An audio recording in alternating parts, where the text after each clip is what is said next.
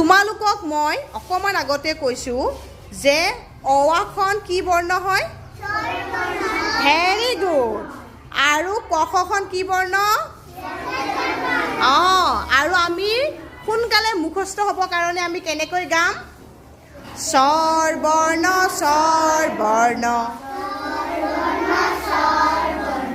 অ আখন স্বৰ বৰ্ণ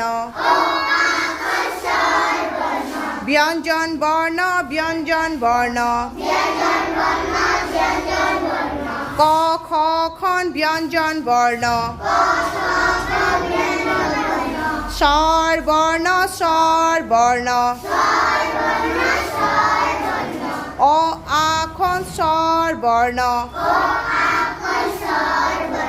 ব্যঞ্জন বৰ্ণ ক খ খন ব্যঞ্জন বৰ্ণ আচ্ছা এতিয়া মই খালি স্বৰ বৰ্ণ কম তোমালোকে পিছৰখিনি ক'বা চাওঁ কাৰ কাৰ হৈছে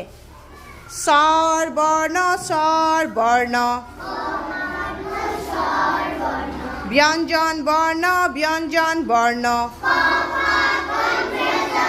ভেৰি গুড আৰু এবাৰ কৰিম হা স্বৰ বৰ্ণ ব্যঞ্জন বৰ্ণ ভেৰি গুড হৈ গ'ল মুখস্থ এতিয়া স্বৰ বৰ্ণ ব্যঞ্জন বৰ্ণ হৈ গ'ল অ'কে এতিয়া আমি এই দুটাৰ লগত জড়িত কামখিনি কৰিম ঠিক আছে